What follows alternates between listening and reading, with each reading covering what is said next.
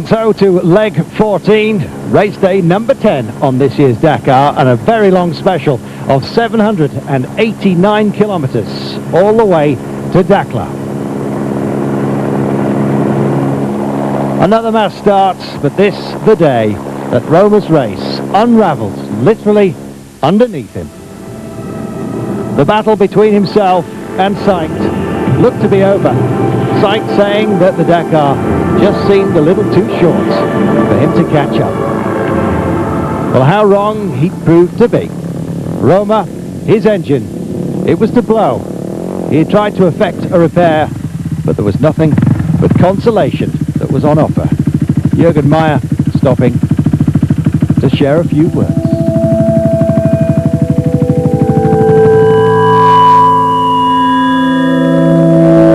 Roma, the leader, suddenly became an also-ran. He spoke to us by his machine. Everything was coming together, he said, all the way. We had no problems. Even the stage was looking good. But then the engine just failed. It's terrible luck. Every day you go over rocks without any problem. There's absolutely no reason for it to go now. On another Dakar, things wouldn't be like this. It would be very different indeed. I just have to try now and get to Cairo. Ahead of Roma, the race is still going on, and BMW were having party time. Gallardo, Sainz, Brucey, and ahead of them all, Jimmy Lewis. BMW's 1, 2, 3 and 4 on this day. Sainz, clear leader, ahead of Gallardo overall by 44 minutes and 29 seconds. People were saying the Dakar was already over. Well, we've heard that before. Ask Roma. Things much tighter in the car class. The favourites all starting together, and you could see almost from the off that the buggies had an advantage.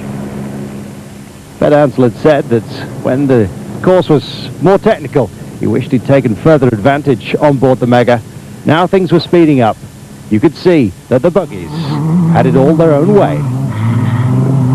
Sure, there were twists and turns as the scenery got ever more beautiful. But as soon as the flat stuff arrived, the buggies just opened up, and it was always going to be between Servia and Schlesser. Hansel, he was playing a game of damage limitation. He finished the day in third place, 4 minutes and 24 off Servia's winning time. Jean-Louis Schlesser was to finish just 4 seconds behind his teammate, taking a back seat for once and letting him through. You can see on the straight line speed that the Mega just didn't have the legs to keep up. It was the story of the day.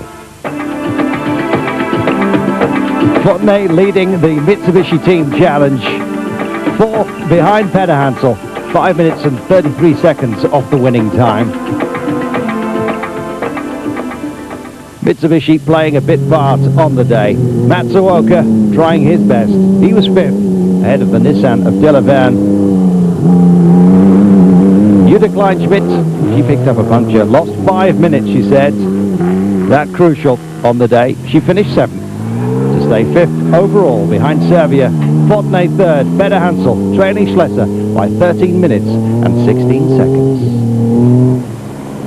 Yes, Mitsubishi still trying to wipe from their minds that accident that decimated the field as far as they were concerned. They put on a brave face.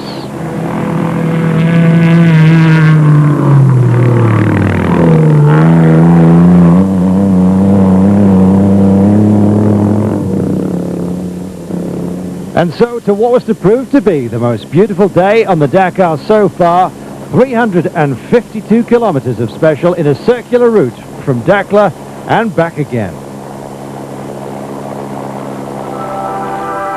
Egypt revealing its finest scenery to those lucky enough still to be racing.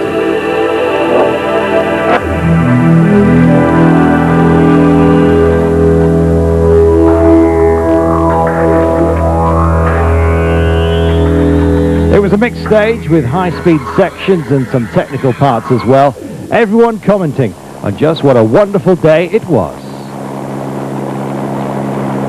BMW, they were taking it easy, psyched, easing back the privilege of being in the lead by such a margin.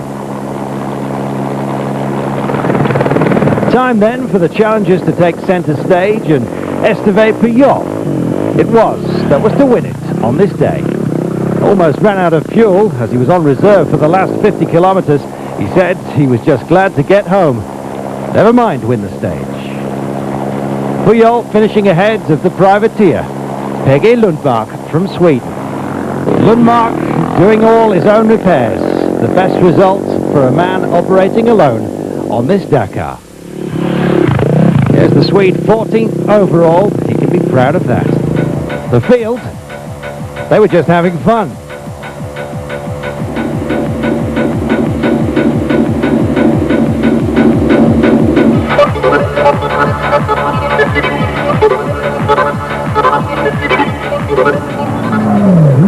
On four wheels, the buggies were trying as best they could. A more technical day, however, saw Schlesser and indeed Serbia further down the list.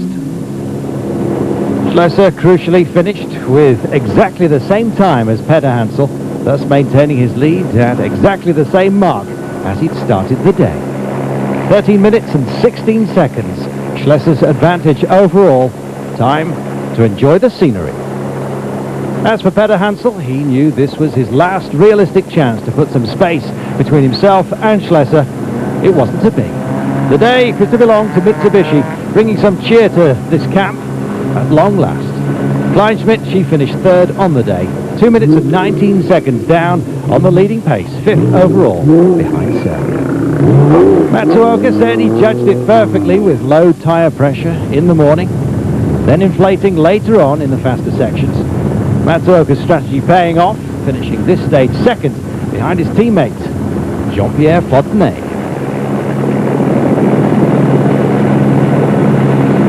Fontenay's winning time, 3 hours, 2 minutes, 52 seconds, underlining his status as a man in podium position, third overall, 29 minutes of Schlesser's leading time. No doubt, though, about the dramatic moment of the day, witnessed by Juan Roma, who's had his own troubles.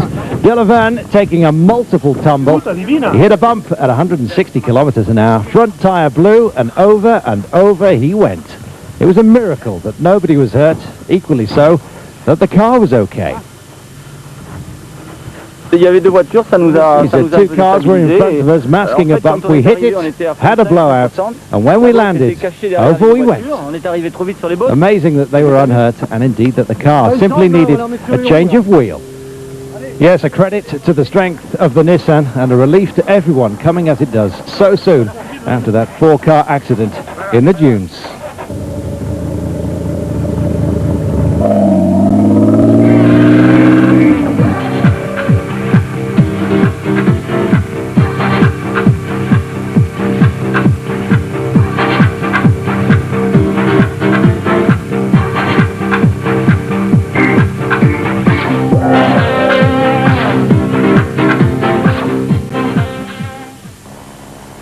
And so to the penultimate stage of Dakar 2000, the last day of real racing, a special of 416 kilometers to Wadi Rayyan.